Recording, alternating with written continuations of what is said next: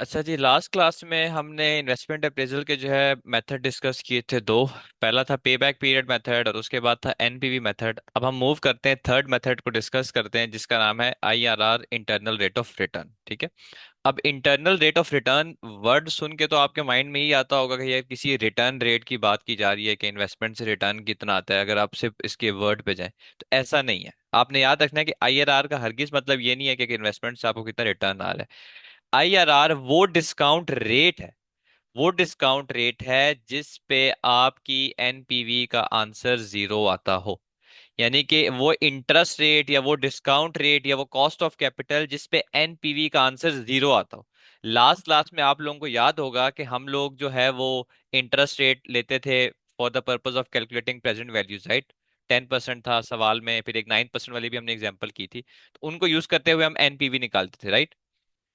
अब आईआरआर वो interest rate है कि अगर आप वो वाला रेट इस्तेमाल करेंगे तो जो एनपीवी का आंसर है वो क्या आएगा, जीरो आएगा। जो एनपीवी हमने निकाली थी लास्ट एग्जांपल जो हमने की थी स्टडी हब वाली भी, उसमें 2,62,000 समथिंग इस तरह आ रहा था वो answer positive.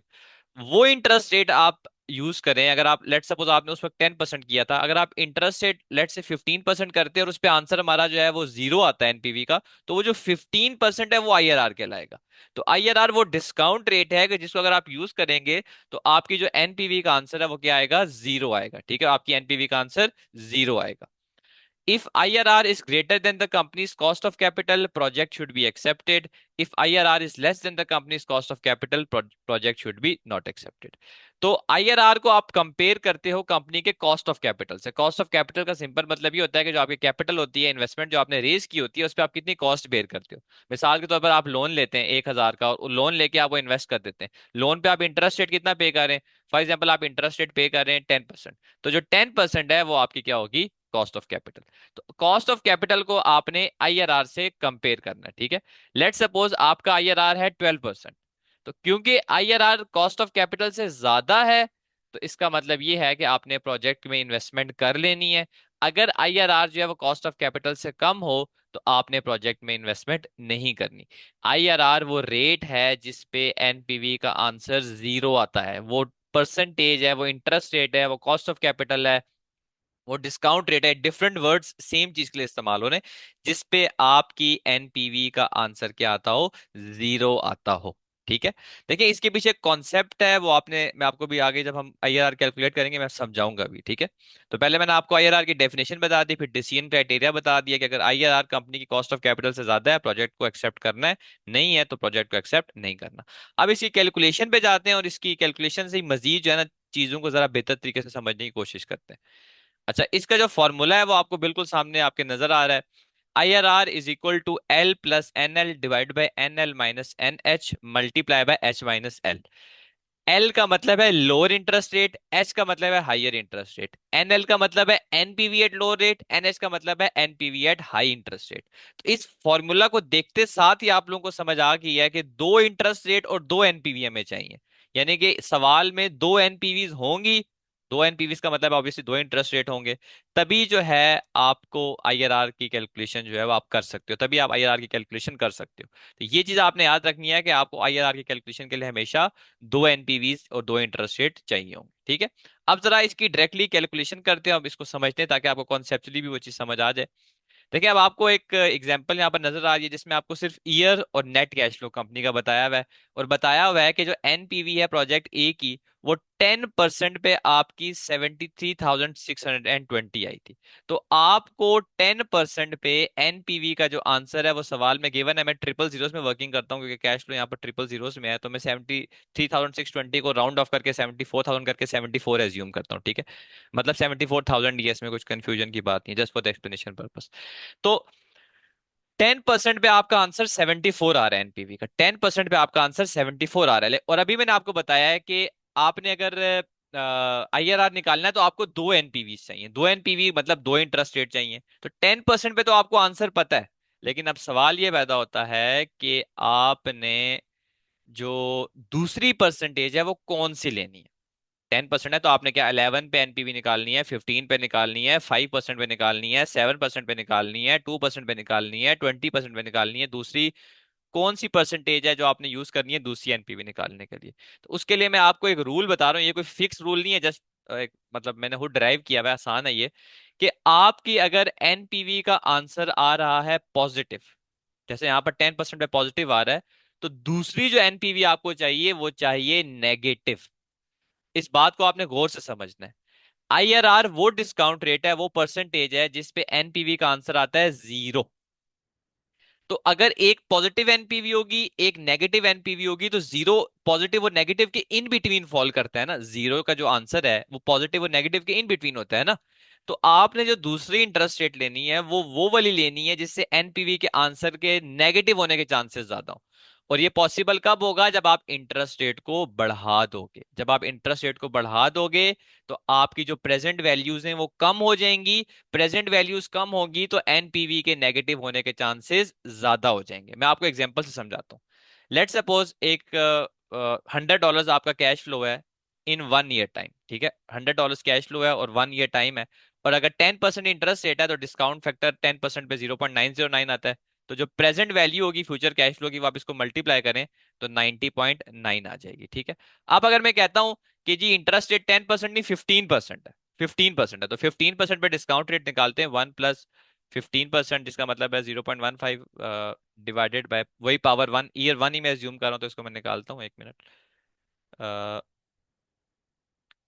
1 divided by 1.1 power, sorry 1.15, 1.15 power one का मतलब वही होता है।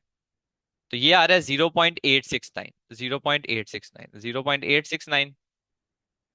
अगर अब मैं $100 वही जो सेम कैश फ्लो है ईयर वन का, अगर मैं 20% से उसे डिस्काउंट करूं तो मेरे पास ये आंसर आ रहा है, क्या आ रहा है 86.9। यानी कि जो मेरी प्रेजेंट वैल्यू है वो क्या हो रही है, गिर रही है। और आपको पता है कि एनपीवी का फॉर्मूला क्या था। एनपीवी का फॉर्मूला था इन्वेस्टमेंट, जो इनिशियल इन्वेस्टमेंट है उसमें से आप present value of future cash flow को माइनस करते हो, राइट। अब अगर आप इंटरेस्ट रेट बढ़ाते हो, अभी जैसे मैंने आपको पता है ये 10% लिया था इंटरेस्ट रेट और ये 20% लिया, 15% लिया, सॉरी। तो अभी आपको खुद नजर आ रहा है यहाँ पर 15%। आपने खुद यहाँ पर आपको भी नजर आ रहा है कि जैसे ही मैंने इंटरेस्ट रेट बढ़ाया है तो जो मेरी प्रेजेंट वैल्यू है फ्यूचर कैश फ्लो है वो क्या हो रही है, गिर रही है। तो आप इस चीज को समझें कि जब ये चीज जितनी कम होगी, कैश ये इनफ्लो है ना, present value of future cash inflow है, जितना इनफ्लो कम होगा तो एनपीवी के नेगेटिव होने के चांसेस ज्यादा होंगे ना। एनपीवी के नेगेटिव होने के चांसेस ज्यादा होंगे। इसी एग्जांपल से चले मैं आपको थोड़ा मजीद क्लैरिटी देता हूँ। लेट सपोज हमारी इनिशियल इन्वेस्टमेंट है $300, ठीक है। तो अगर मैं ईयर वन के कैश फ्लो पे एनपीवी निकालूं तो 300 माइनस जो 90.9 है, इसको 91 कर लेता हूँ, तो ये आपके पास आ जाएगा आंसर 209 एनपीवी का। और अगर मैं इसको 87 करूं तो आपकी जो एनपीवी का जो आंसर है अब वो आएगा 20, 1 मिनट, 300 माइनस, सॉरी मैंने उल्टा कर दिया इसको।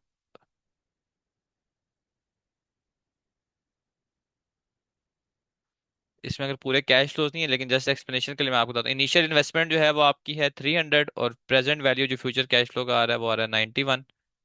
सिर्फ एक ही है तो एनपीवी जो है वो आपकी होगी 300 माइनस 91, 209। और अगर इसको मैं मजीद डिस्काउंट करता हूँ तो इनिशियल इन्वेस्टमेंट है, इसमें मैंने फॉर्मूला असल में ऑपोजिट लिख दिया था। एनपीवी का फॉर्मूला है present value of future cash flows minus initial investment. Present value of future cash flow minus investment. तो लेट्स से अगर इन्वेस्टमेंट जो है हमारी वो 300 है और ये अभी मेरे पास 91 आंसर आया, तो 91 माइनस 300, तो ये होगा 91 - 300, -209 एनपीवी है। अब अगर मैं इंटरेस्ट रेट को बढ़ा रहा हूँ, अगर मैं इंटरेस्ट रेट को बढ़ा रहा हूँ तो मेरा कैश इनफ्लो 87 है। अब अगर मैं करूंगा तो 87 -300, तो ये -213 हो रही है। यानी कि जो मैं इंटरेस्ट रेट बढ़ा रहा हूँ मेरी एनपीवी गिरती जा रही है। देखिए मैंने आपको सिर्फ समझाने के लिए बताया हुआ है, रियल में तो आप लोगों को पता है कि 4-5 कैश फ्लोज होते हैं, फिर उसके बाद आप एनपीवी निकालते हो। लेकिन कॉन्सेप्चुअली सिर्फ आपको समझाने की कोशिश कर रहा हूँ कि जब आप इंटरेस्ट रेट बढ़ाते हो तो present value of future cash flow गिरता है, और अगर present value of future cash flow गिरेगा तो एनपीवी के नेगेटिव होने के चांसेस ज्यादा होंगे। एनपीवी के नेगेटिव होने के चांसेस ज्यादा होंगे। तो इस चीज को समझाने के लिए मैंने सारा कुछ लिखा हुआ है, अब इसको मैं रेस करता हूँ। इसका मतलब ये है कि अगर आपके पास पॉजिटिव एनपीवी हुई और आपने उसको नेगेटिव करना है तो आपको इंटरेस्ट रेट को बढ़ाना पड़ेगा। और आपको कितने से बढ़ाना है, आसान कैलकुलेशन अगर आपने परफॉर्म करनी है तो आप सिंपली ये करें कि इंटरेस्ट रेट को डबल कर दें। इंटरेस्ट रेट को डबल कर दें। ये 10% था, आप इंटरेस्ट रेट को 20% कर दें, ठीक है। इसी तरह अगर आपको नेगेटिव एनपीवी दी हो और आपको पॉजिटिव एनपीवी चाहिए, नेगेटिव एनपीवी दी हो आपको पॉजिटिव एनपीवी चाहिए, तो आप जो है इंटरेस्ट रेट को हाफ कर दें। अब स्टूडेंट का सवाल होता है सर अगर 5% पे दी हुई है तो हाफ 2.5% की कैलकुलेशन कैसे करें। तो देखिए ये कोई फिक्स रूल नहीं है, आप 2% पे कर लें, उसको गिरा के 2% पे हाफ से ज्यादा गिरा दें। इसी तरह 10% है तो अगर आप 20% करते हैं तो लेट सपोज आप अगर 18% पे भी कैलकुलेशन करें तो हो सकता है तब भी आंसर नेगेटिव आ जाए। तो जस्ट समझने वाली चीज ये है कि कॉन्सेप्चुअली जो आपने समझना है कि इंटरेस्ट रेट को बढ़ाने से एनपीवी गिरती है, इंटरेस्ट रेट को बढ़ाने से present value of future cash inflows गिरते हैं, जिसकी वजह से एनपीवी के गिरने के चांसेस होते हैं, ठीक है। तो ये बाकी जो रूल है ये आसानी के लिए है कि अगर यार पॉजिटिव है नेगेटिव चाहिए तो उसको डबल कर दो, अगर नेगेटिव है पॉजिटिव चाहिए तो इंटरेस्ट रेट को हाफ कर दो। अब जरा इसको सॉल्व करते हैं इसी सवाल को।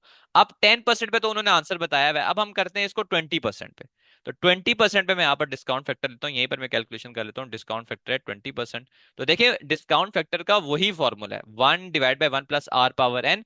अब जो आर है सिर्फ वो 20% हो जाएगा। तो मेरे पास यहाँ पर वैसे फॉर्मूला शीट मौजूद है तो मैं यहाँ से डायरेक्टली ले लेता हूँ ताकि मैं जल्दी कर सकूँ। ये मुझे मेरे पास सारे फिगर्स गिवन है ये सारे। तो मैं यहाँ पर डायरेक्टली लिख देता हूँ। ES0 का मैंने आपको बताया था हमेशा 1 होता है। इसको मल्टीप्लाई करेंगे तो हमारे पास प्रेजेंट वैल्यू आ जाएगी। तो ये 450 नेगेटिव ही होगा। इसको एक मिनट, 200, 150, 100, 100, 120। तो 20% के मेरे पास हैं 0.833, 0.694, 0.833, 0.694, 579,482, 579,482, एंड लास्ट वाला है 402, 402, 0.402।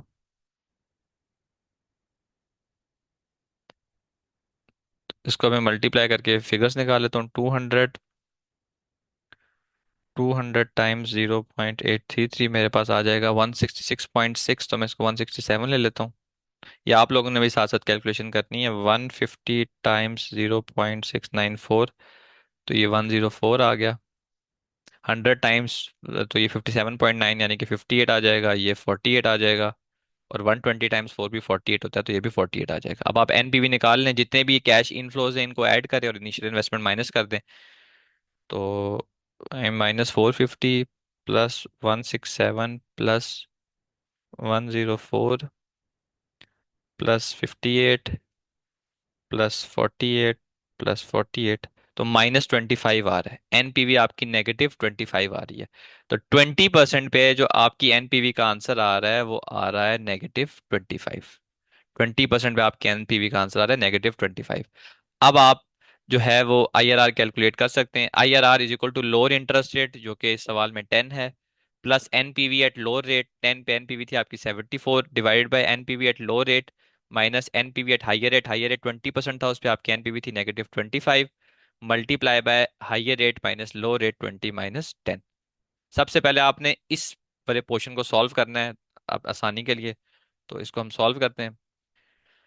74 और 25 या 99 आ जाएगा। 74 ÷ 99, इसको मल्टीप्लाई कर देता हूँ 20 - 10 के डिफरेंस से। तो ये आ रहा है 7.47। तो 10 + 7.47, तो ये आपके पास आ जाएगा 17.47 या आप कह सकते हैं 17.5%। तो 17.5% आपका आईआरआर है। यानी अगर आप 17.55% पे ये डिस्काउंट फैक्टर अगर कैलकुलेट करते हैं सारे जो आपने किए हैं, और फिर आप एनपीवी निकालते हैं, तो यहाँ पर 25 की जगह आंसर क्या आएगा? जीरो आंसर आएगा। 25 की जगह आंसर आएगा जीरो आएगा। ठीक है, तो ये चीज जो है आपने याद रखनी है। तो आईआरआर वो रेट है जहां पर एनपीवी का आंसर जीरो आता है। ठीक है, अब जरा आप गौर करें कि आईआरआर वो रेट है जहां पर एनपीवी का आंसर जीरो आता है, और हमारा डिसीजन क्राइटेरिया क्या था कि कॉस्ट ऑफ कैपिटल से ज्यादा होना चाहिए, क्योंकि कॉस्ट ऑफ कैपिटल से आईआरआर ज्यादा होगा तो कंपनी को प्रोजेक्ट में इन्वेस्ट करना चाहिए। उसकी सिंपल रीजन ये है कि आईआरआर वो रेट है जहां पर एनपीवी का आंसर जीरो होता है, और अगर उससे ज्यादा कॉस्ट ऑफ कैपिटल हो गया तो एनपीवी नेगेटिव होना शुरू हो जाएगी ना। देखिए ना, इंटरेस्ट रेट, वो इंटरेस्ट रेट जहां पर एनपीवी का आंसर जीरो है वो आईआरआर है। उससे ज्यादा अगर इंटरेस्ट रेट कंपनी की होगी तो एनपीवी नेगेटिव आना शुरू हो जाएगी। इसीलिए हम कहते हैं कि अगर कॉस्ट ऑफ कैपिटल आईआरआर से ज्यादा होना शुरू होगी तो एनपीवी का आंसर नेगेटिव आएगा, प्रोजेक्ट से आपको लॉस होगा। उस प्रोजेक्ट में पैसा आप ना लगाओ, उसी प्रोजेक्ट में पैसा लगाओ जहां पर आईआरआर ज्यादा हो कंपनी के कॉस्ट ऑफ कैपिटल से। आईआरआर जब कम होता है तो इसका मतलब ये है कि भाई कंपनी के पास एक मार्जिन है, सेफ मार्जिन है, एनपीवी का आंसर पॉजिटिव ही आना है। ठीक है, और दूसरी बात, आप अगर यहाँ पर कॉन्सेप्चुअली भी देखें कि ये आपको इंटरेस्ट रेट गिवन थे 10% और 20%, उन पे एनपीवी गिवन थी। अब एन आईआरआर वो रेट है जहां पर एनपीवी जीरो है। जीरो नेगेटिव 25 के ज्यादा करीब है, पॉजिटिव 74 के। नेगेटिव 25 के ज्यादा करीब है ना जीरो, तो आईआरआर का आंसर भी जो है ना, कॉन्सेप्चुअली आपको समझा रहा हूँ, कैलकुलेशन ना भी करनी पड़े, 20% से ज्यादा के नजदीक होगा एज कम्पेयर टू 10%। और आपको यहाँ पर नजर आ रहा है कि वो 17.5% था, तो इसका मतलब ये है कि ऐसा कॉन्सेप्चुअली भी आप इसको समझ सकते हैं, कॉन्सेप्चुअली भी आपको इसका आइडिया होगा। ठीक है, दूसरी बात यह है कि यहाँ पर जैसे मैंने 20% लिया हुआ है, अगर आप यहाँ पर 18% भी लेते ना, 19% भी लेते, उस पर भी अगर डिस्काउंट फैक्टर कैलकुलेट करते, फिर भी एनपीवी का आंसर नेगेटिव आना था और आपकी आईआरआर की कैलकुलेशन हो जानी थी। तो कॉन्सेप्ट आपको समझना है।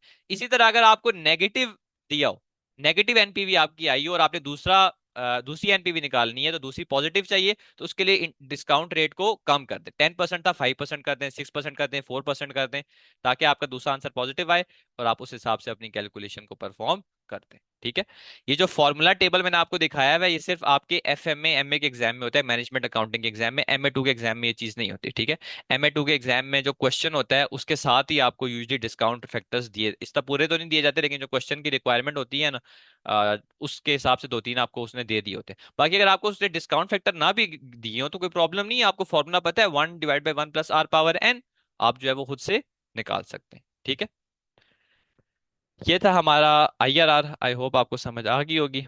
आईआरआर के एडवांटेजेस क्या हैं? टाइम वैल्यू ऑफ मनी को कंसीडर करता है, क्योंकि हम एनपीवी को यूज करते हैं आईआरआर के फॉर्मूला में, और एनपीवी में time value of money consider होती है। परसेंटेज है तो नॉन फाइनेंशियल मैनेजर्स के लिए समझना आसान है, उनको बस पता है कि परसेंटेज की बेसिस पे डिसीजन लेना है। और कॉस्ट ऑफ कैपिटल अगर आपको सवाल में ना भी गिवन हो फिर भी आप आईआरआर निकाल सकते हैं। कैसे? जैसे अभी ये जो ऊपर हमने सवाल किया है, अगर इस सवाल पे हम जाएं ऊपर, तो देखें यहाँ पर आपको सिर्फ ईयर और नेट कैश फ्लो गिवन था, राइट? और 1% पे एनपीवी गिवन थी। अगर आपको सिर्फ ईयर्स और कैश फ्लो भी गिवन हो तो आप कोई से भी परसेंटेज उठा लें। लेट सपोज आपने 12% उठा ली, 12% के डिस्काउंट फैक्टर इस्तेमाल करके एनपीवी निकाल ली, उसके हिसाब से दूसरी एनपीवी निकाल ली। तो सिर्फ अगर आपको ईयर और कैश फ्लो भी गिवन हो आप आईआरआर निकाल सकते हैं। सिंपल। डिसएडवांटेज क्या है? एब्सोलूट प्रॉफिटेबिलिटी का मेजर ये नहीं है, फेयरली कॉम्प्लेक्स है, थोड़ी कैलकुलेशन की वजह से कहा जा रहा है, क्योंकि आईआरआर आपको प्रॉफिटेबिलिटी तो नहीं देता ना, जस्ट एक रिलेटिव मेजर देता है, परसेंटेज देता है, जिसकी बेस पे आप डिसाइड करते हो by comparing it with cost of capital. Can conflict with NPV in that decision should be made according to NPV. हाँ, ये बड़ा इंपॉर्टेंट पॉइंट है कि आईआरआर और एनपीवी मेथड में अगर कॉन्फ्लिक्ट आ जाए, कॉन्फ्लिक्ट का मतलब ये है कि एनपीवी मेथड कहती है प्रोजेक्ट ए चूज करो, एनपीवी मेथड के डिसीजन क्राइटेरिया के मुताबिक, आईआरआर के डिसीजन क्राइटेरिया के मुताबिक वो कहते हैं प्रोजेक्ट बी चूज करो। तो हमेशा जब एनपीवी और आईआरआर का क्लैश आए, आपने एनपीवी वाले प्रोजेक्ट को चूज करना, यानी कि एनपीवी की जो इंपॉर्टेंस है वो ज्यादा है। इसके साथ जो आपके इन्वेस्टमेंट अप्रेजल के जो मेथड्स थे इस चैप्टर में वो खत्म हो गए। ठीक है, हमने पढ़ा पेबैक पीरियड, हमने पढ़ा एनपीवी, हमने पढ़ा आईआरआर। अब आगे मूव करते हैं, जो लास्ट टॉपिक है, बल्कि अब इसमें चीजें रहती हैं, एन्युटी। एन्युटी एंड परपेचुटी, ये कॉन्सेप्ट है, ये इसी चीज से रिलेट करता है जो हमने पढ़ा हुआ है एनपीवी और आईआरआर वाला। इसको मैं आपको समझाता हूँ। एन्युटी क्या होता है? Annuity is basically constant annual cash flow for number of years. अगर आपको प्रोजेक्ट से कांस्टेंट कैश फ्लो आ रहा हो for number of years, constant का मतलब क्या होता है, सेम अमाउंट का, तो उस कैश फ्लो को आप एन्युटी कैश फ्लो बोलते हो। मिसाल के तौर पर मैं कहता हूं कि एक प्रोजेक्ट है, उससे मुझे $100 आ रहे हैं फॉर 5 इयर्स, फॉर 5 इयर्स, यानी कि ईयर 1 के एंड पे भी $100 आ रहा है, ईयर 2 के एंड पे भी 100 आ रहा है, ईयर 3 के एंड पे भी 100 आ रहा है, ईयर 4 के एंड पे भी 100 आ रहा है, ईयर 5 के एंड पे भी 100 आ रहा है। तो वो जो 100 है, जो कांस्टेंट एनुअल कैश फ्लो है, वो मेरा एन्युटी कैश फ्लो कहलाएगा। ठीक है। अगर आपके सवाल में एन्युटी कैश फ्लो आ जाए, तो बजाय इसके कि पूरा प्रोफॉर्मा बना के ईयर 1 का 100 लिख के, ईयर 1 का डिस्काउंट फैक्टर लेके, ईयर 2 का डिस्काउंट फैक्टर लेके, पूरी कैलकुलेशन करके प्रेजेंट वैल्यू आप निकालें, तो आप उसकी डायरेक्टली प्रेजेंट वैल्यू निकाल सकते हैं। कैसे? वो जो एन्युटी कैश फ्लो है उसको डायरेक्टली एन्युटी फैक्टर से मल्टीप्लाई कर दें, तो आपके पास डायरेक्ट उस सारे कैश फ्लो की प्रेजेंट वैल्यू आ जाएगी, बजाय इसके कि जैसे हम ऊपर करते थे, ईयर 0 1 2 3 4 5 लिख के, कैश फ्लो में 100 ईच ईयर लिख के, फिर डिस्काउंट फैक्टर में जो भी इंटरेस्ट रेट है उसके हिसाब से हर साल का डिस्काउंट फैक्टर फिर मल्टीप्लाई करो, फिर प्रेजेंट वैल्यू निकालो। उसके बजाय आप जो भी present value future cash flow वाली चीज है, present value future cash flow वाली चीज, वो आप इकट्ठे निकाल सकते हो। कैसे? एन्युटी कैश फ्लो को एन्युटी फैक्टर से मल्टीप्लाई करके। एन्युटी फैक्टर की कैलकुलेशन कैसे होती है, वो मैं आपको बताता हूँ। यहाँ पर ये एन्युटी टेबल मैंने ओपन किया हुआ है। ये कैलकुलेशन का जो फॉर्मूला है वो ये फॉर्मूला है, 1 - 1 + R⁻n divide by R। N का मतलब होता है वही नंबर ऑफ ईयर्स, अगर 2 है तो आपने कैलकुलेटर में -2 लिख देना है। आर का मतलब है इंटरेस्ट रेट। ठीक है। और ये यहाँ पर जो मैंने टेबल खोला हुआ है, यहाँ पर मुझे हर परसेंटेज के हिसाब से एन्युटी ऑलरेडी गिवन है। ठीक है। और एग्जाम में भी आपने याद रखना है कि आपको सवाल में उसने मेजोरिटी सवालों में एन्युटी फैक्टर दिया होगा। वो उसने आपको दो दिए होंगे सिर्फ ये कंफ्यूज करने के लिए कि आपने कौन से वाला इस्तेमाल करना है, वो आपका कॉन्सेप्ट टेस्ट करने के लिए, लेकिन ये एन्युटी फैक्टर गिवन होगा। जो आपका मैनेजमेंट अकाउंटिंग एग्जाम होता है ना, एफएमए का, उसमें तो ये टेबल गिवन होगा, लेकिन एमए 2 के एग्जाम में वो क्वेश्चन में वो चीज मेंशन होती है। ठीक है। तो अब देखिए आपके लिए काम कितना आसान हो गया। आपको पता है कि अगर प्रोजेक्ट से मुझे same amount of cash flow आ रहा है ना, तो फिर मैं तो डायरेक्टली उसकी कैलकुलेशन कर सकता हूँ, यानी कि आसानी होगी। तो फिर आप एनपीवी भी आसानी से निकाल सकते हो। ठीक है। तो अब जरा इसको सॉल्व करते हैं। लेट्स सपोज आपका जो कांस्टेंट एनुअल कैश फ्लो है वो 100 है, और वही 5 इयर्स है जो मैंने आपको एग्जाम्पल दी है। और जो इंटरेस्ट रेट है वो मैं कहता हूँ कि 10% है। इंटरेस्ट रेट 10% है, तो मैं 10% पे देखूंगा। 10% पे 5 इयर्स का एनविटी फैक्टर क्या है? 3.791। 3.791, तो मैं इस 100 को 3.791 से मल्टीप्लाई कर दूंगा, तो मेरे पास ये आ जाएगा 379। तो मुझे $100 जो 5 इयर्स तक हर साल के एंड पे मिलना था, वो आज के 379 के बराबर है। अब आप लोग ये खुद से काम कीजिएगा कि आप जिस तरह मैंने प्रोफॉर्मा बना के समझाया था ना, वैसे आप हर साल की निकालिएगा डिस्काउंट फैक्टर यूज करके प्रेजेंट वैल्यू, और फिर उन पांचों सालों की प्रेजेंट वैल्यू को ऐड कीजिएगा, तब भी आपका आंसर 379 आएगा। लेकिन एनुअटी फैक्टर की वजह से आपका काम आसान हो गया। एन्युटी फैक्टर की जगह कम्युलेटिव डिस्काउंट फैक्टर का भी नाम यूज किया जाता है। कम्युलेटिव का मतलब होता है कंबाइन हुआ हुआ ना, मिक्स हुआ हुआ, उसमें सब कुछ ऐड हुआ होता है, शामिल हुआ होता है। तो एन्युटी में भी वो पूरे 5 साल की चीज, डिस्काउंट फैक्टर की चीज शामिल हुई हुई होती है। ठीक है। तो देखिए आपके लिए काम कितना आसान हो गया। अब एनपीवी कैसे निकालते थे? Present value of future cash flow minus initial investment. तो आपने बस यही काम करना है, जो present value of future cash flow है वो इस फॉर्मूला से निकालनी है। अगर सवाल में एन्युटी कैश फ्लो फिर उसमें से इनिशियल इन्वेस्टमेंट को माइनस कर दें, जैसे ही हमने किया है। लेट सपोज ये 3791 मेरी ये आ गई, और इनिशियल इन्वेस्टमेंट थी मेरी 379, ये आ गई। इनिशियल इन्वेस्टमेंट थी मेरी 250, तो मैं 250 माइनस कर दूंगा, तो मेरे पास जो एनपीवी आ जाएगी वो आ जाएगी 129। देखे ना एनपीवी का कितना आपके लिए आसानी होगी, अगर आपको कम्युलेटिव डिस्काउंट फैक्टर पता हो, एनवीटी फैक्टर पता हो। ठीक है। ये चीज आपने याद रखनी है, ऐसे आपने एनपीवी निकालनी है। अगर आपने आईआरआर निकालना हो, अगर आपको एनवीटी कैश फ्लो सवाल में गिवन और आपने आईआरआर निकालना हो, तो उसका भी एक स्टेप है निकालने का, वो भी मैं आपको जरा समझाता हूँ। सबसे पहले आपने एनवीटी फैक्टर, जो कम्युलेटिव डिस्काउंट फैक्टर है, वो यूज करना है इस फॉर्मूला के through. An initial investment divided by NVT cash flow. जो भी आपको इन्वेस्टमेंट दी होगी वो सवाल में, और जो एनवटी वाला कैश फ्लो का, यानी कि जो कांस्टेंट कैश फ्लो का, उसको आपने डिवाइड करना है। अब इसको हम साथ साथ करते भी हैं, इस एग्जांपल को करते हैं। Pluto has been offered a project costing 50,000, returns are 10,000 each year for 7 years. तो ये एनवटी हो गया, क्योंकि 10,000 आपको हर साल मिले 7 साल के लिए। इनिशियल इन्वेस्टमेंट कितनी है? 50,000। तो 50,000 को मैं डिवाइड कर दूंगा 10,000 के साथ, तो ये मेरे पास आ जाएगा 5। तो ये पहला स्टेप हो गया। ये पहला स्टेप हो गया कि एनवटी फैक्टर निकालना है 5। फिर आपने प्रोजेक्ट की लाइफ देखनी है कितनी। इस सवाल में आपको नजर आ रहा है कि प्रोजेक्ट की लाइफ है 7 इयर्स, तो एन मेरे पास आ गया 7। अब आप एनवटी टेबल पे जाके आईआरआर निकालेंगे। कैसे? आप एनवटी टेबल पे जाएंगे, आप देखेंगे कि नंबर ऑफ ईयर 7 हो, और एनवटी फैक्टर जो मुझे गिवन है वो 5 के आसपास वाला कौन हो। कौन सा है, तो उस पे जो परसेंटेज कॉरिस्पॉन्डिंग होगी वो आईआरआर होगी। जैसे अगर मैं यहाँ पर देखूं नंबर ऑफ ईयर 7 ये है, इस पे अगर मैं गौर करूं तो 5 के नजदीक मुझे ये नजर आ रहा है 5.033। ये 5.206 भी है लेकिन 0335 के ज्यादा नजदीक है ना। तो N7 पे 5.0335 के नजदीक है, तो इसके जो ऑल्टरनेटिव परसेंटेज है ये वाली 9%, ये आपका क्या होगी, आईआरआर होगी। तो आईआरआर जो है वो आपका इस प्रोजेक्ट का कितना होगा, 9% होगा। अब जो स्टूडेंट्स MA2 के हैं उनको तो ये सवाल टेस्ट नहीं होगा, क्योंकि उनको तो वो टेबल दिया ही नहीं होता ना। अगर अगर वो हुआ भी टेस्ट तो वो पिक्चर उसने आपको दी होगी, लेकिन मोस्टली चांसेस ये नहीं हो। लेकिन ये MA वालों को टेस्ट होता है, मैनेजमेंट अकाउंटिंग को, तो ऐसे आपने निकालना है, बहुत ही आसान है। एनवर्टी फैक्टर लिया, प्रोजेक्ट की लाइफ देखी, टेबल पे गए, कॉरिस्पॉन्डिंग फिगर्स जो एनवर्टी फैक्टर के आसपास वाला फैक्टर है वो, और नंबर ऑफ ईयर्स उसके जो कॉरिस्पॉन्डिंग परसेंटेज है वो आपकी आईआरआर होगी। इसी तरह उसने पूछा हुआ है आपसे कि क्या इस प्रोजेक्ट को एक्सेप्ट करना चाहिए नहीं करना चाहिए, तो एक्सेप्टेंस का डिसीजन हम एनपीवी की बेस पे लेते हैं। तो एनपीवी का फॉर्मूला है present value of future cash flow. इस सवाल में जो कैश फ्लो है हमारा एनवर्टी कैश फ्लो है 10,000। तो 10,000 को मैं मल्टीप्लाई करूंगा 7 साल के एनवर्टी फैक्टर के साथ, 7 साल के एनवर्टी फैक्टर के साथ। तो 7 साल का एनवर्टी फैक्टर 10% पे मुझे यहाँ पर 4.868 नजर आ रहा है। 10% पे 4.868, इसको मैं 4.868 से मल्टीप्लाई कर दूंगा, तो ये मेरे पास आ जाएगा 48,680। ये आ गई मेरी present value future cash flow. 50,000 investment है, तो 50,000 में मैं माइनस कर दूंगा। इनिशियल इन्वेस्टमेंट जब आप एनपीवी निकालते हो तो माइनस करते हो, तो जो आपका आंसर आएगा वो आएगा नेगेटिव, इसको देख लेते हैं, 48,680 माइनस 50,000, तो -1,320 आ रहा है। आंसर आपका नेगेटिव आ रहा है, तो ऑब्वियसली आप प्रोजेक्ट में इन्वेस्टमेंट नहीं करेंगे, प्रोजेक्ट में इन्वेस्टमेंट नहीं करेंगे, ठीक है। ये था आपका एन्युटी कैश फ्लो। इसी के साथ साथ दूसरा जो कैश फ्लो है वो आता है, जो दूसरी टाइप है कैश फ्लो की, वो है perpetuity cash flow. Perpetuity cash flow वो कैश फ्लो होता है जो फॉर एवर अकर होता है या फॉर फॉरसीबल फ्यूचर होता है। मतलब मिसाल के तौर पर मैं कहता हूँ कि आपने बैंक में $10,000 डाल दिया, बैंक आपको लाइफ टाइम जो है उस पर रिटर्न देता रहेगा। तो जो, बिकॉज ये लाइफ टाइम है या फॉर फॉरसीबल फ्यूचर, आपको ड्यूरेशन नहीं पता कि कितने टाइम तक देगा, तो ये आपका जो कैश फ्लो है वो, जो 10,000 जो बैंक रिटर्न आपको देगा, कांस्टेंट जो एनुअल कैश फ्लो जो रिटर्न देगा, वो आपका परपेचुटी कैश फ्लो कहलाएगा, ठीक है। तो एन्युटी और परपेचुटी में डिफरेंस क्या होगा, annuity cash flow perpetuity cash flow का मतलब यही होता है कि दोनों में सेम अमाउंट आपको हर साल मिलेगी प्रोजेक्ट से। लेकिन एन्युटी में आपको पता होता है 5 साल के लिए मिलेगी, 3 के लिए मिलेगी, 7 के लिए मिलेगी। परपेचुटी में आपको ये नहीं पता होता, ठीक है।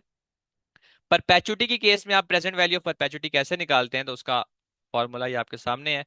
जो भी आपका एनुअल कैश फ्लो होगा, जो भी annual same amount of cash flow होगा, उसको आपने आर से, जो इंटरेस्ट रेट है उससे आपने डिवाइड कर देना है, उससे आपने डिवाइड कर देना है, तो आपके पास परपेचुटी कैश फ्लो की प्रेजेंट वैल्यू आ जाएगी। जैसे यहाँ पर एक एग्जांपल है कि आपने 50,000 इन्वेस्टमेंट की एक प्रोजेक्ट में और आपको 5,670 हर साल उससे मिल रहा है। इंटरेस्ट रेट जो है वो 9% है। तो अगर मैंने इसकी प्रेजेंट वैल्यू निकालनी है तो मैं 5,670 को 1/r, 1/r ये जो चीज है परपेचुटी फैक्टर कहलाती है, ठीक है।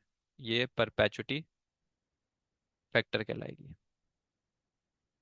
इसको आप डिवाइड करते हैं 9% से, यानी कि 0.09 से। तो इसको अगर मैं करूं तो 5,670 डिवाइडेड बाय 0.09, तो ये 63,000 बनता है। तो इसका मतलब ये है कि जो 5,670 आपको इन परपेचुटी मिल रहा है उसकी आज की प्रेजेंट वैल्यू 63,000 है।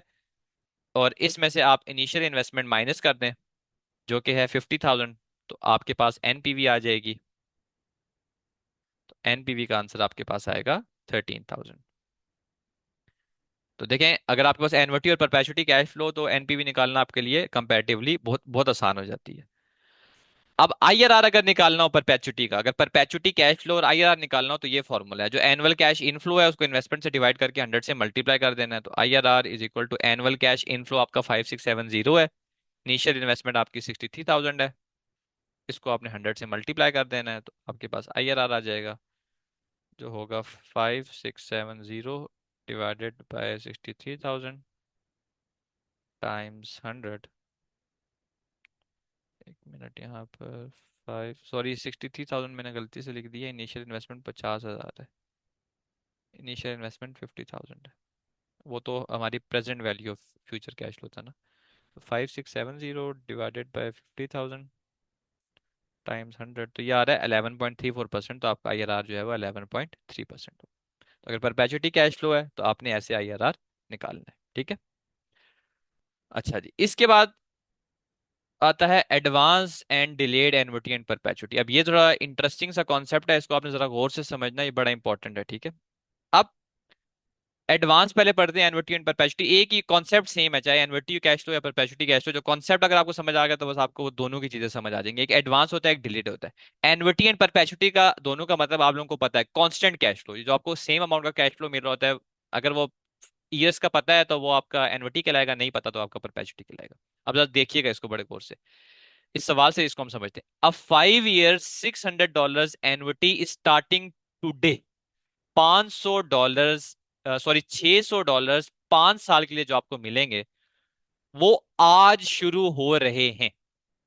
Interest rate are 10%, interest rate 10% है। Find the present value of annuity, annuity की आपने प्रेजेंट वैल्यू निकालनी है। अब आपको 5 साल के लिए मिल रहे हैं, राइट।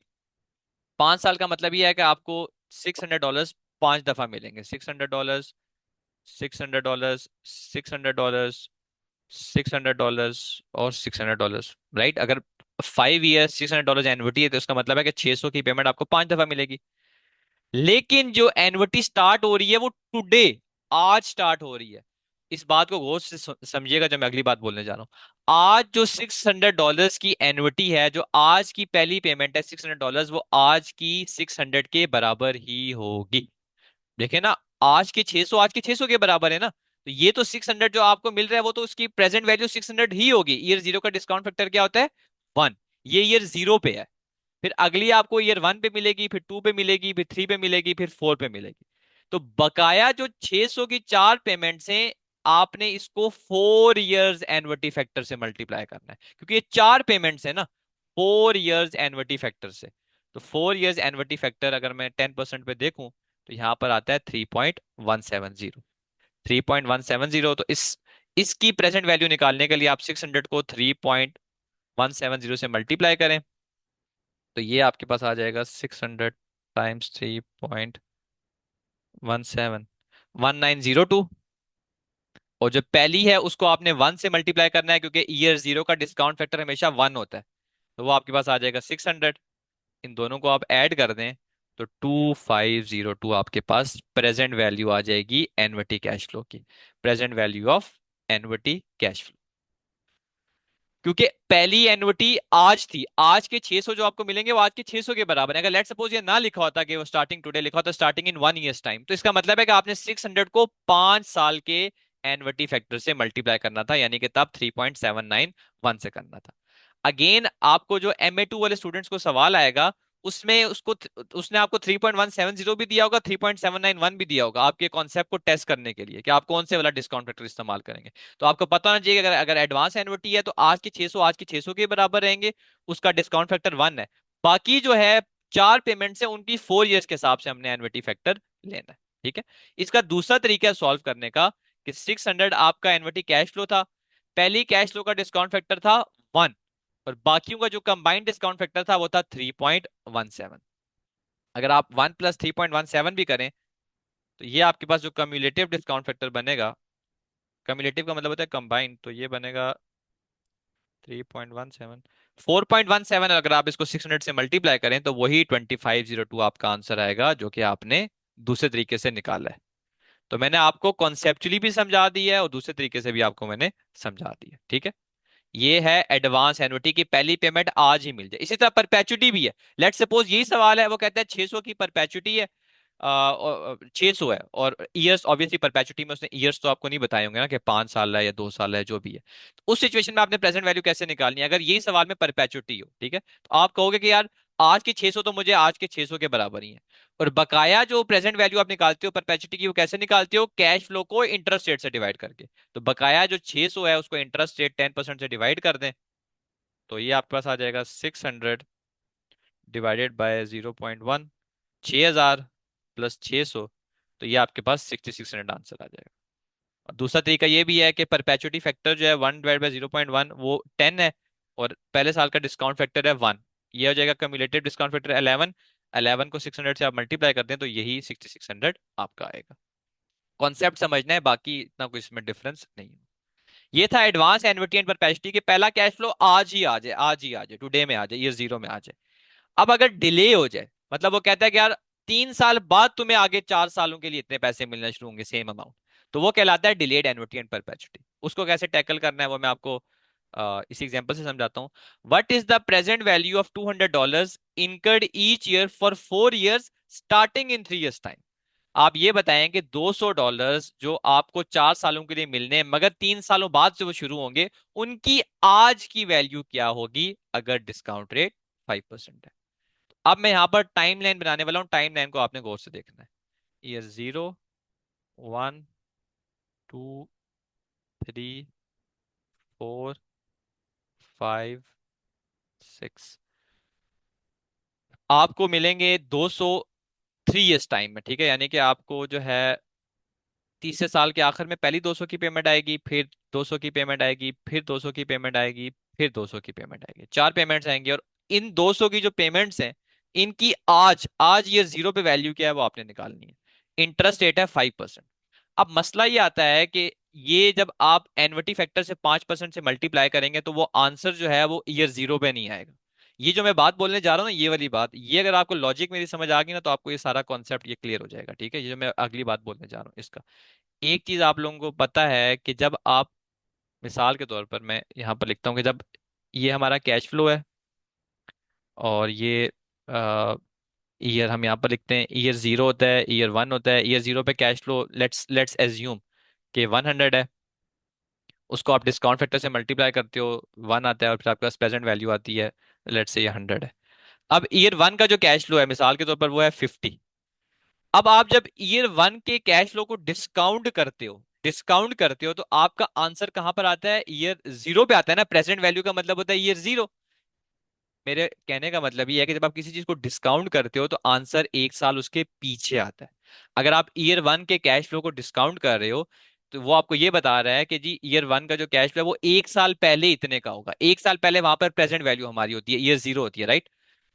ये चीज अगर आपको समझ आ गई ना जो मैंने बोली है, तो आपको ये एडवांस वाला डिले वाला कॉन्सेप्ट समझ आ जाना है कि जब आप डिस्काउंट कर रहे होते हो कोई भी चीज तो वो उसका 1 साल पीछे आंसर देती है। जब आप ईयर 1 को डिस्काउंट करते हो, 1 साल के डिस्काउंट फैक्टर से मल्टीप्लाई करते हो, तो वो जो ईयर 1 का जो कैश फ्लो है जो पहले साल के आखिर में था, उसकी ईयर 0 पे वैल्यू क्या है वो आपको बताता है। इसी तरह जब आप ईयर 2 के 2 साल से करते हो तो ईयर 2 का वो आपको ईयर 0 पे बताता है, क्योंकि आपने 2 साल के डिस्काउंट फैक्टर से की है। तो बहरहाल समझने की बात यह है कि जब भी आप किसी चीज को डिस्काउंट करते हो तो जो आंसर है वो आपको 1 साल उसके पीछे की फिगर देता है। इसी तरह जब आप यहाँ पर जो 204 साल का एन्युटी है, उसको जब आप उसकी वैल्यू निकालोगे, आप कैसे निकालोगे, 200 को मल्टीप्लाई करोगे एन्युटी फैक्टर से, 1 2 3 4 4 ईयर्स के एन्युटी फैक्टर 5% पे, 5% पे 4 ईयर्स का एन्युटी फैक्टर जो है वो आपका है 3.546। तो जब आप इसको 3.546 से मल्टीप्लाई करोगे, इसको मैं करता भी हूँ 3.546 से मल्टीप्लाई, 200 टाइम्स 3.546, तो ये बनता है 709.2। तो ये जो 709.2 है वो आपको ईयर 2 की वैल्यू बता रहा है कि ये जो 200 आपको ईयर 3 4 5 6 के एंड पे मिलेंगे, उनकी जो कम्युलेटिव वैल्यू ईयर 2 पे है वो 709.2 है। ये चीज समझने वाली है इसमें। लेकिन अभी भी हमारा आंसर नहीं आया, हमने प्रेजेंट वैल्यू निकालनी है और प्रेजेंट वैल्यू कहां पर होती है, ईयर 0 पे होती है। तो मैं 709.2 को 2 साल के डिस्काउंट फैक्टर से मल्टीप्लाई करके इसको प्रेजेंट वैल्यू पे ले आऊंगा। तो प्रेजेंट वैल्यू इसकी क्या होगी, 709.2 मल्टीप्लाई बाय 5% पे 2 साल का डिस्काउंट फैक्टर वही होता है 1/1 + r⁻n। अगर मैं यहाँ पर डायरेक्टली इसको टेबल को ही देख लेता हूँ तो 5% पे 2 साल का जो है वो 0.907 है। तो 0.907 से मल्टीप्लाई करें तो 709.2 मल्टीप्लाई बाय 0.907, तो ये 643 आपका आ रहा है।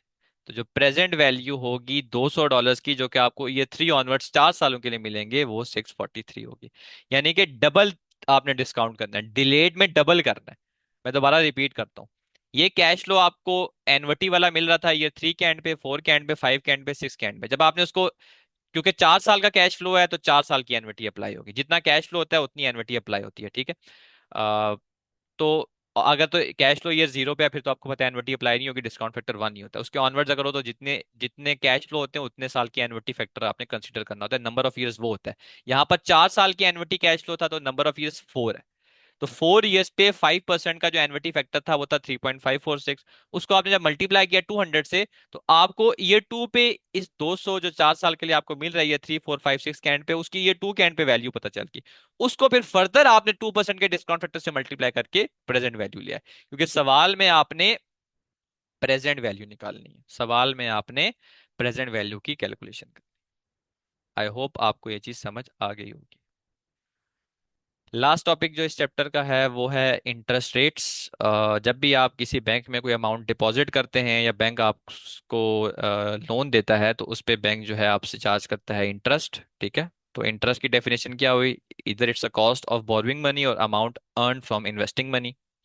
इंटरेस्ट रेट पहला तो हमने डिस्कस करना है वो है simple interest rate. Simple interest rate वो इंटरेस्ट रेट होता है जो कि आपको हर साल सेम मिल रहा होता है।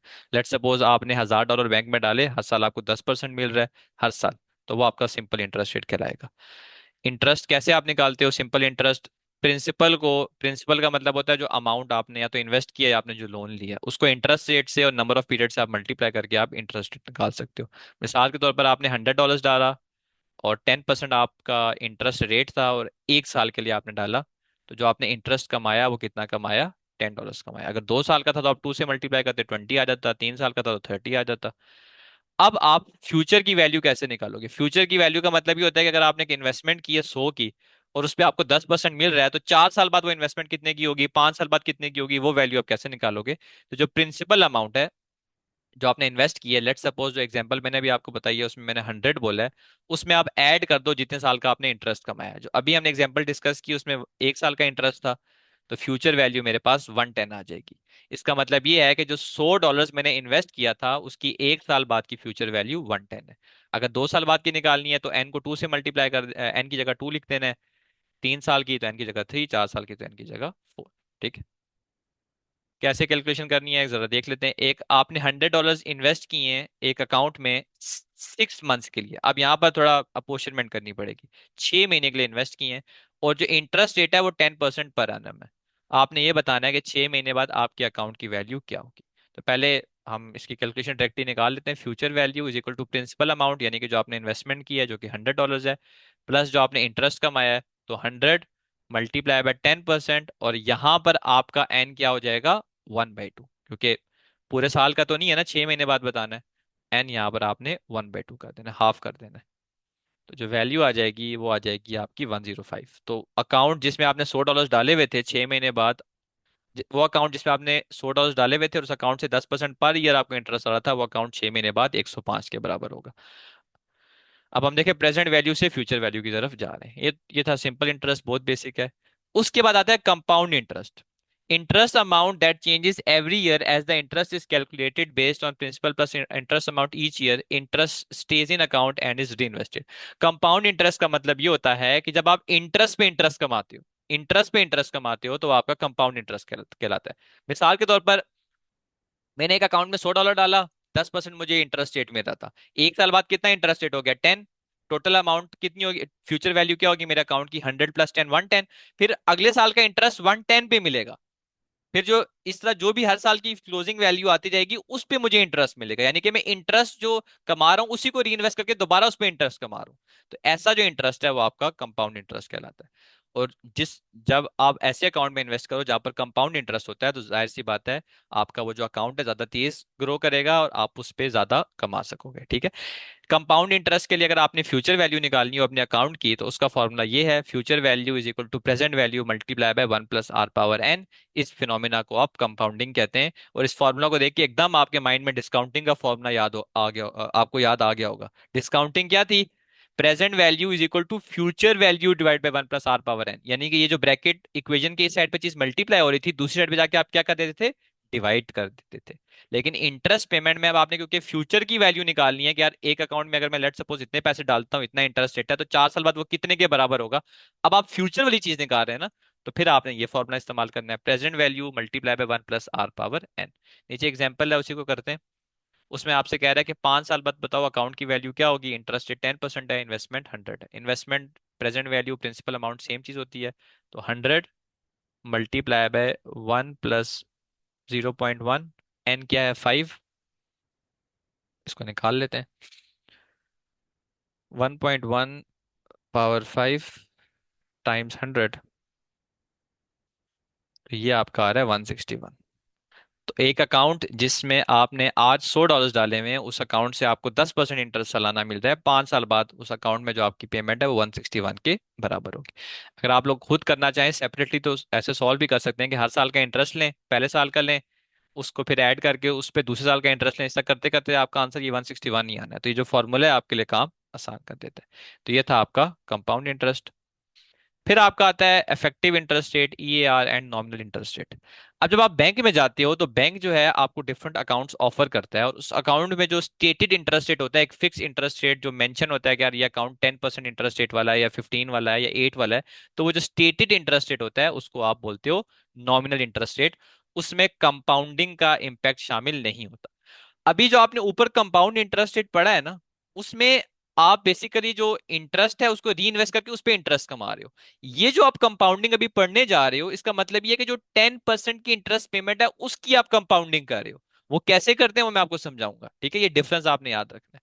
तो नॉमिनल इंटरेस्ट रेट एक नॉर्मली जब आप बैंक में जाते हो तो जो एक कोटेड इंटरेस्ट रेट होता है किसी भी बैंक का, वो डिफरेंट अकाउंट्स ऑफर करते हैं, वो नॉमिनल कहलाता है। अब चलते हैं हम सबसे मेन कैलकुलेशन में जो थोड़ी समझने वाली है इस इंटरेस्ट के चैप्टर में, टॉपिक में, वो है EAR, effective interest rate. Effective interest rate क्या होता है? Interest rate that includes the effect of compounding is known as effective interest rate. वो इंटरेस्ट रेट जिसमें कंपाउंडिंग का इंपैक्ट शामिल होता है उसको आप इफेक्टिव इंटरेस्ट रेट कहते हो। फॉर्मूला क्या है इफेक्टिव इंटरेस्ट रेट का? E = 1 + i⁻n - 1, जहां पर n का मतलब है number of compounding periods in an year, और i का मतलब है नॉमिनल इंटरेस्ट रेट पर कंपाउंडिंग पीरियड, पर कंपाउंडिंग पीरियड। अब इसी एग्जांपल से मैं आपको ये समझाता हूँ। एक ठीक है, nominal interest rate 10% per year है, और उसको आप कंपाउंड करते हो मंथली बेसिस पे, ठीक है? तो एक साल बाद, 12 महीने बाद, इफेक्टिव इंटरेस्ट रेट कितना होगा जरा देखिएगा। E = 1 + i, का मतलब होता है नॉमिनल इंटरेस्ट रेट जो कि 10% है। लेकिन लेकिन यहां पर आपने नॉमिनल इंटरेस्ट रेट पर कंपाउंडिंग पीरियड लेना है। सिर्फ नॉमिनल इंटरेस्ट रेट मैंने नहीं लिखा हुआ, मैंने लिखा हुआ है पर कंपाउंडिंग पीरियड। कंपाउंडिंग आप कैसे करती हो? मंथली बेसिस पे, हर महीने में आप कंपाउंड करती हो, ठीक है? उसको रिकैलकुलेट करती हो। तो 10% अगर पूरे साल का है, और आप पर कंपाउंडिंग पीरियड आपने इंटरेस्ट रेट निकालना है, यानी कि पर मंथ निकालना है, तो आप इसको 12 से डिवाइड कर दोगे। पावर एन, एन का मतलब है कि एक साल में कितनी दफा आप कंपाउंड करते हो। तो अगर आप मंथली बेसिस पे इंटरेस्ट रेट को कंपाउंड करते हो तो एक साल में कितनी दफा करोगे? 12 दफा करोगे। तो ये 12 हो गया, और माइनस आपने 1 कर देना है। तो इसमें जो मेरा आंसर आएगा वो आएगा 0.1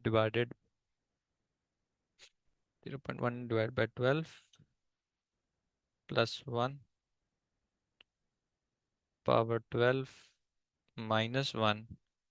तो ये आ रहा है 0.1047 डेसिमल में। और अगर आपने इसको परसेंटेज में निकालना है तो आप इसको 100 से मल्टीप्लाई कर दें तो 10.47% आ जाएगा। तो ये एक ऐसा अकाउंट है जिसमें कंपाउंडिंग हो रही है, तो इसका मतलब ये है कि इस अकाउंट से आपको जो रिटर्न मिलेगा वो 10.47% के बराबर मिलेगा। इंटरेस्ट रेट की कंपाउंडिंग हो रही है, ठीक है? यानी कि आपको इंटरेस्ट रेट बढ़ता जा रहा है, इंक्रीज होता जा रहा है। अच्छा, अब इसी में मैं आपको थोड़ी वेरिएशंस करके बताता हूँ। अब लेट सपोज यहां पर उसने आपको कहा होता कि जी ये 10% पर ईयर है, compounded on a quarterly basis. तो एक साल में कितने क्वार्टर होते हैं? 4। तो आपने 10 को 4 से डिवाइड करना था, और पावर भी आप क्या लेते? 4 लेते। क्लियर? अब मैं कहता हूं ऐसी सिचुएशन है जहां पर लेट से वो कहता है कि नॉमिनल इंटरेस्ट रेट जो है वो, nominal interest rate is 2% per month. Per month आपको इंटरेस्ट रेट पर मंथ दिया हुआ है, पर मंथ। और वही आगे रिक्वायरमेंट वही है कि आप कंपाउंड करते हो मंथली बेसिस पे, एक साल बाद वैल्यू बताओ। तो क्योंकि यहां पर नॉमिनल इंटरेस्ट रेट पर कंपाउंडिंग पीरियड ऑलरेडी आपको गिवन है, तो आप यहां पर जो आई है वो सिंपली क्या लेंगे? 2% लेंगे। सिंपल, क्योंकि पर कंपाउंडिंग पीरियड ऑलरेडी गिवन है ना। डिवाइड आपने तब करना है नॉमिनल इंटरेस्ट रेट को जहां पर nominal interest rate per year given हो, और कंपाउंडिंग मंथली, क्वार्टरली या हाफ ईयरली बेसिस पे हो रही हो। अगर उसने आपको इंटरेस्ट रेट पर मंथ या पर क्वार्टर या पर 6 मंथ्स ऑलरेडी करके दिया हुआ है, फिर तो आपको एन से डिवाइड, आई को डिवाइड करने की जरूरत है ही नहीं, क्योंकि वो कंपाउंडिंग पीरियड के हिसाब से ऑलरेडी डिवीजन हुई हुई है। ठीक है, सिंपल। इसका एग्जांपल ऐसे है कि जैसे लेट सपोज 12% पर ईयर आपका नॉमिनल इंटरेस्ट रेट था, तो आप इसको मंथली बेसिस पे अगर कंपाउंड करते हो तो 12 से आप डिवाइड कर दोगे तो 1% आएगा। लेकिन अगर आपको उसने कहा हुआ है कि जी 1% पर मंथ पहले से दिया हुआ है, तो 1% आपने यहाँ पर सिंपली लेना है, इस 12 से डिवाइड करने की जरूरत आपको बिल्कुल भी नहीं है। तो ये डिफरेंस है। ठीक है, ये डिफरेंस अगर आपको बस ये इसमें यही चीज, अगर आपको ये चीज समझ आ गई तो आपको इफेक्टिव इंटरेस्ट रेट का कॉन्सेप्ट समझ आ जाएगा। ये जो भी है फिगर, इसको आप जब 100 से मल्टीप्लाई करेंगे तो आपका आंसर परसेंटेज में आता है। ठीक है, 100 से मल्टीप्लाई करके परसेंटेज पे आएगा। तो इफेक्टिव इंटरेस्ट रेट वो इंटरेस्ट रेट होता है जिसपे कंपाउंडिंग का इम्पैक्ट शामिल होता है, यानी कि वो इंटरेस्ट रेट भी इंक्रीज होता जा रहा होता है। अगर इंटरेस्ट रेट इंक्रीजिंग होता जा रहा होता है तो इन्वेस्टर को फायदा है कि 10% वाले अकाउंट में उसने पैसा लगाया था जो कि कंपाउंड भी हो रहा है, तो 1 साल बाद वो 10.47% के बराबर हो जाएगा। उसको जो है इससे वो ज्यादा पैसे कमाएगा, ज्यादा इंटरेस्ट रेट कमा सकता है। इसमें इस चीज की जो कैलकुलेशन समझना वो जरूरी है। ठीक है, तो मैंने आपको इसमें सारी वेरिएशंस बता दी हैं। इसमें मेन चीज यही है कि अगर आपको इंटरेस्ट रेट पर ईयर दिया हुआ है और कंपाउंडिंग पीरियड पर मंथ है या पर क्वार्टर है, तो आपने इसको डिवाइड करना है। जैसे अगर लेट्स सपोज ये 10% पर ईयर होता और compounded on half yearly basis होता, तो मैं 10% को किससे डिवाइड करता, 2 से डिवाइड करता, क्योंकि अगर हाफ ईयरली बेसिस का मतलब है साल में 2 दफा कंपाउंड होगा। तो पर कंपाउंडिंग पीरियड क्या होगा, 10% डिवाइड बाई 2, 5%। और फिर आगे जो मैं एन है, एन को भी क्या लेता मैं, 2 लेता, क्योंकि 2 दफा उसे मैंने कंपाउंड करना है। अगर ये होता कि 10% पर क्वार्टर है इंटरेस्ट रेट, और आप क्वार्टरली बेसिस पे करते हो, तो जस्ट मैंने यहाँ पर 10% लेना था और एन की जगह 4 लेना था। ठीक है, तो अगर nominal interest rate per year given है तो उसको डिवाइड करना है according to the compounding period, क्योंकि यहाँ पर आपने नॉमिनल इंटरेस्ट रेट पर कंपाउंडिंग पीरियड लेना है, और फिर पावर एन के कितने कंपाउंडिंग पीरियड्स हैं 1 साल में। इसके साथ ही आपका चैप्टर फिनिश हो गया।